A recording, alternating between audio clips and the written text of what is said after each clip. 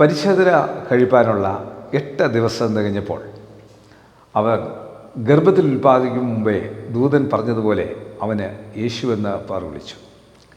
മോശയുടെ ന്യായപ്രമാണ പ്രകാരം അവളുടെ ശുദ്ധീകരണകാലം തികഞ്ഞപ്പോൾ കടിഞ്ഞൂലായ ആണൊക്കെയും കർത്താവിന് വിശുദ്ധം ആയിരിക്കണമെന്ന് കർത്താവിൻ്റെ ന്യായപ്രമാണത്തിൽ എഴുതിയിരിക്കുന്നത് പോലെ അവനെ കർത്താവിന്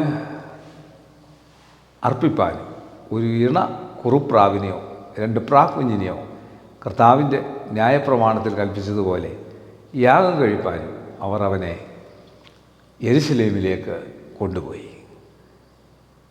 യെരുശലേമിൽ അപ്പോൾ അവിടെ മനസ്സിലാക്കാൻ സാധിക്കുന്ന വലിയൊരു സംഭവം, കർത്താവായ യേശു കർത്താവ് മനുഷ്യപുത്രനാണെന്നുള്ളതിൻ്റെ മറ്റൊരു തെളിവാണ്. 8-ാം നാളിൽ പരിച്ഛേദന കേൾക്കണമെന്നുള്ളത് യഹൂദൻ്റെ നിയമമാണ്. അതുകൊണ്ട് ദൈവപുത്രനാണ്. അതുകൊണ്ട് ഇതൊന്നും മാതമല്ലെന്നുള്ളതല്ല. ഒരു ചർച്ചിൻ്റേതായിട്ടുള്ള നിയമമുണ്ട്, സഭയ്ക്ക് സഭയുടേതായ നിയമമുണ്ട്. ആ നിയമം പാലിക്കുവാൻ എല്ലാവരും ബാധ്യസ്ഥരാണ്. അപ്പോൾ ആ നിയമം പാലിച്ച് മുൻപോട്ട് പോകുന്നതാണ് അനുഗ്രഹം. യേശു കർത്താവിൻ്റെ മാതാപിതാക്കൾ ആ നിയമം പാലിക്കാൻ തയ്യാറായി. അവിടെ അവർ അഹങ്കാരമൊന്നും കാണിച്ചില്ല. വിശുദ്ധ യോസഫും വിശുദ്ധ കന്യാമറിയാമും അഹങ്കാരമൊന്നും കാണിച്ചില്ല. ഇത് പ്രത്യക്ഷനായത് ദൈവപുത്രനാണ്, അതുകൊണ്ട് ഇവരെ അങ്ങനെ പരിച്ഛേദന ഏൽക്കേണ്ട ആവശ്യമില്ല എന്നൊന്നും പറഞ്ഞില്ല. അവരത് അനുസരിക്കുകയാണ്. ഞാനും നിങ്ങളും നിയമത്തെ അനുസരിക്കുമ്പോൾ, നമ്മൾക്ക് ദൈവികമായി തരുന്ന നിയമത്തെ അനുസരിക്കുമ്പോൾ അത് അനുഗ്രഹമായി തീരും. കണ്ണുടയ്ക്കാൻ പ്രാർത്ഥിക്കാം.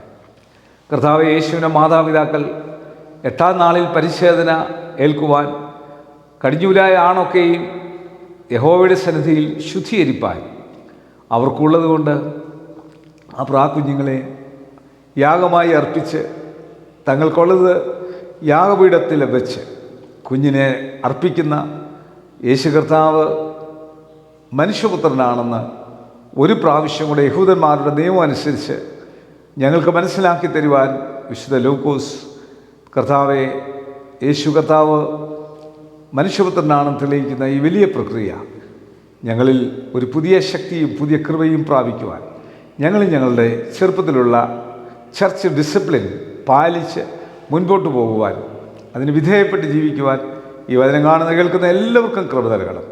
കുറവുകൾ വന്നതൊക്കെ ഞങ്ങളോട് ക്ഷമിക്കണം. യേശുവെ നന്ദി, യേശുവെ സ്തോത്രം, യേശുവെ ആരാധന, യേശുവെ മഹത്വം. യേശു മൂലം പ്രാർത്ഥന കേൾക്കണം നല്ല പിതാവേ, ആമേൻ. God bless you.